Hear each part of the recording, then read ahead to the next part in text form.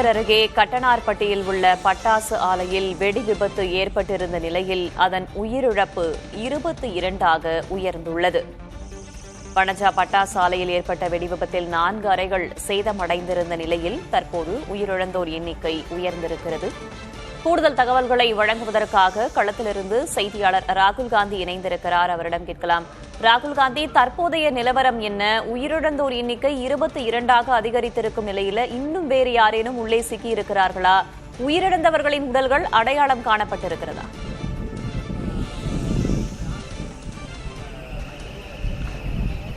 வணக்கம். விருதுநகர் மாவட்டம் சாத்தூர் பகுதியில் இருக்கக்கூடிய வச்சக்காரப்பட்டி என்கின்ற ஊருக்கு அருகில் இருக்கக்கூடிய கட்டனார்பட்டி பகுதியில் இந்த வனஜா பட்டாசாலையானது இயங்கி வருகிறது. இந்த பட்டாசாலையில் தற்போது வரை மீட்பு பணிகள் தொடர்ந்து கொண்டே இருக்கிறது. இந்த ஞாயிற்றுக்கிழமை விடுமுறை என்றாலும் பேக்கிங் ஒர்க்கிற்காக சுமார் 30 to 35 பேர் இந்த தொழிற்சாலையில் பணிபுரிந்திருக்கலாம் என கூறப்படுகிறது.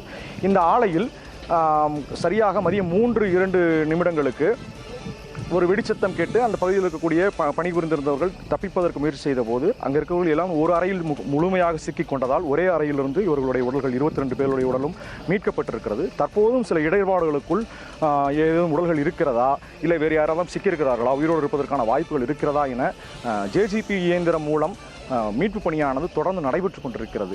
இந்த வெடி விபத்து நடந்திருக்கக்கூடிய பகுதி எப்போதுமே சொல்லப்போனால் பட்டாசாலைகள் ரிமோட் பகுதி, எளிதில் அணுக முடியாத இடங்களாக இருப்பதால் மீட்பு பணி என்பது தாமதமாகவே இருக்கும்.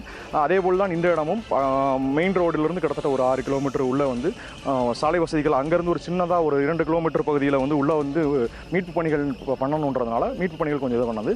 மீட்பு பணிகளுக்கு முதல்ல வரதுக்கு முன்னே ஆம்புலன்ஸ் மூலமாக ஒரு 6 பேர் படுகாயங்கள் அடைந்தவங்களை விருதுநகர் அரசு மருத்துவமனைக்கு சிகிச்சைக்காக அழைத்து போயிட்டாங்க.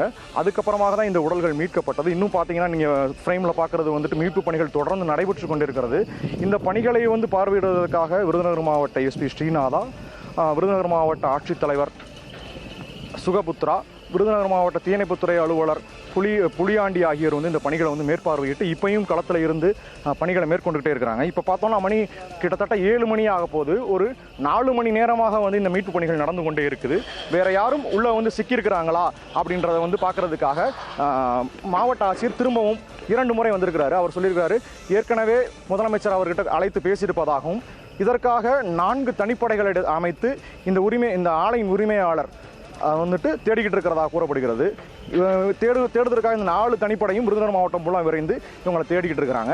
தேடி முடித்த பிறகு எத்தனை பேர் வேலை பார்த்தாங்க, ஏன் ஞாயிற்றுக்கிழமை பணியானது நடைபெற்றது, தொடர்ச்சியாக பணியானது ஞாயிற்றுக்கிழமை ஏன் நடைபெற்றது அப்படின்றத விசாரிச்சுக்கிட்டு இருக்காங்க. இதற்கு முன்னால் போன வாரம் விருதுநகர் மாவட்டத்திலேயே எக்ஸல் ஃபயர் ஒர்க்ஸில் வெடி விபத்து நடந்து 4 பேர் உயிரிழந்தாங்க. தொடர்ச்சியாக ஏன் இந்த வெடி விபத்துகள் நடக்கிறதுன்றதுக்கான ஆய்வு பணியும் மேற்கொள்றதுக்காக எல்லாருமே பணிகள் ஈடுபட்டு இருக்கிறாங்க.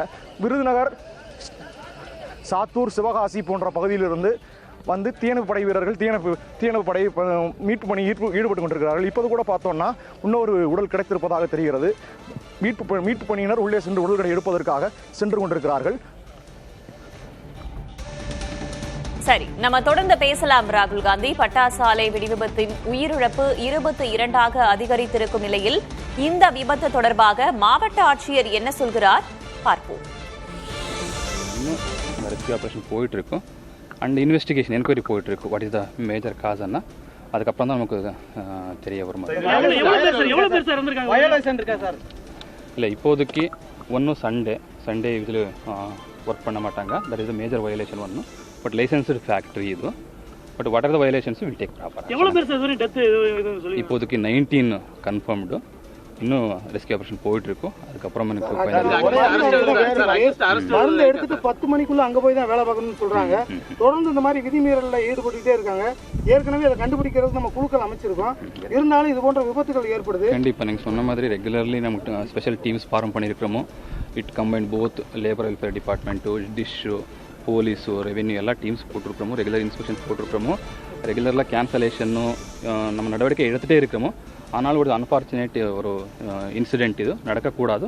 Will take proper. சார், ஒரே அறையில் இவ்வளோ பேர் பணி செய்வதற்கான காரணம் என்ன சார்? 35 பேர் வரைக்கும் இந்த இடத்துல பணி புரியுங்க.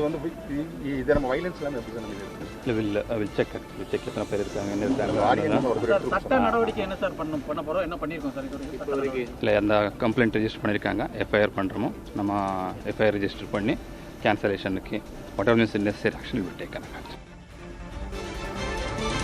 சற்று நேரத்திற்கு முன்னதாக மாவட்ட ஆட்சியரின் செய்தியாளர் சந்திப்பை பார்த்தோம். உயிரிழப்பு 19 இருப்பதாக அவர் அப்போது சொல்லியிருக்கிறார். தற்போது உயிரிழப்பு 22 அதிகரித்திருக்கிறது. உரிய நடவடிக்கை எடுக்கப்படும் என்றும் அவர் கூறியிருக்கிறார். இந்த விபத்து தொடர்பாக மாவட்ட எஸ்பி கூறுவது என்ன பார்க்கலாம். இருந்தாலும் இந்த ஒரு அன்ஃபார்ச்சுனேட் இன்சிடென்ட் நடந்திருக்கும். ஸ்ட்ரிக்ட் லீகல் ஆக்ஷன் நடவடிக்கை. இந்த கேஸில் இப்போ நம்ம ஸ்பெஷல் டீம் தேடிட்டு இருக்காங்க. இந்த அவங்களோட வீட்டு அந்த அட்ரஸ் இதெல்லாம் இருக்காங்க தெரியும். நம்ம தேடிட்டு இருக்கோம். நடவடிக்கை சீக்கிரமாக நம்ம சொல்லலாம். ஊராட்சி மன்ற தலைவருடைய இது வந்து நம்ம இப்போ என்கொயரி செக் போயிட்டு இருக்கு. இன்ஃபர்மேஷன் நம்ம வேர் ஜஸ்ட் கெட்டிங் இன்ஃபர்மேஷன். இப்போ வீட்டில் சர்ச் பண்ணுறது, அக்யூஸ்டு ஓனர் இவங்க எல்லாம் தேடுறது, இந்த பணி போயிட்டு இருக்கும். அவனுக்கு கிடைச்ச உடனே உங்களுக்கு அப்டேட் பண்ணி. எத்தனை டீம் சார் நம்ம ஃபார்ம் பண்ணியிருக்கோம்? இதுவரை 4 டீம் ஃபார்ம் பண்ணிருக்கோம். 4 டீம் ஃபார்ம் பண்ணியிருக்கோம். தேங்க்யூ.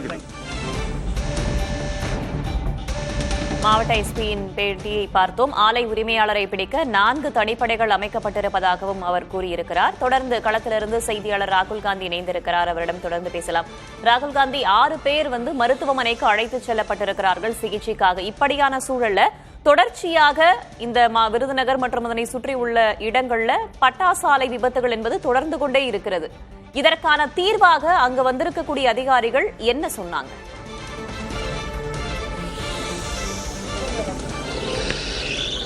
அதாவது இப்போ நம்ம பேசிக்கிட்டு இருக்க நேரத்தில் கூட ஒரு பாடி கண்டெடுத்திருக்கிறாங்க.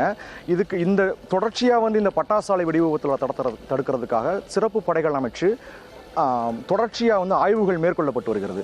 தீயணைப்புத் துறையினர், வருவாய்த்துறையினர், போலீஸ், இதுக்குன்னே இருக்கக்கூடிய பெட்ரோலியம் நிறுவனமும் இணைந்து இதுக்கு தொடர்ச்சி ஆய்வுகள் மேற்கொள்ளப்பட்டு வருகிறது. இருந்தாலும் சில இடங்களில் விதிமீறல்கள், ஏன்னா எல்லா இடங்களையும் ஆய்வுகள் மேற்கொள்ளப்படுவதற்கான வாய்ப்புகள் இருக்காது. சில இடங்களில் இந்த மாதிரியான வைலன்ஸ் நடந்து கொண்டு தான் இருக்கிறது. ஆனால் ஒரு சில இடங்களில் இந்த மாதிரியான அதிகப்படியான உயிரிழப்புகள் ஏற்படுறது மிகவும் கஷ்டத்திற்குள்ளானதாக இருக்கிறது. இந்த ஆலை உரிமையாளர் முத்துமாணிக்கத்தை தேடுறதுக்காக சில 4 படைகளை அனுப்பியிருக்கிறாங்க. 4 படைகளும் இப்போதைக்கு மாவட்டம் ஃபுல்லாக தேடிட்டு இருக்கிறாங்க. ஆட்சியரும் எஸ்வி என்ன சொல்கிறாங்க அப்படின்னா, விரைந்து அவர் பிடிக்கப்பட்டு சட்டத்தின் முன் நிறுத்தப்படுவார் எனவும், இதற்கான ஆய்வு பணிகளும் தொடர்ச்சியாக மேற்கொள்ளப்படும் எனவும் அவர் கூறியிருக்கிறார். தற்போது பேசிக் கொண்டிருக்கும் போதே அங்க மீட்பு படைகள் ஒரு உடலை தூக்கி சென்றதை பார்த்தோம். உயிரிழப்பு எண்ணிக்கை அதிகரிச்சிருக்கா?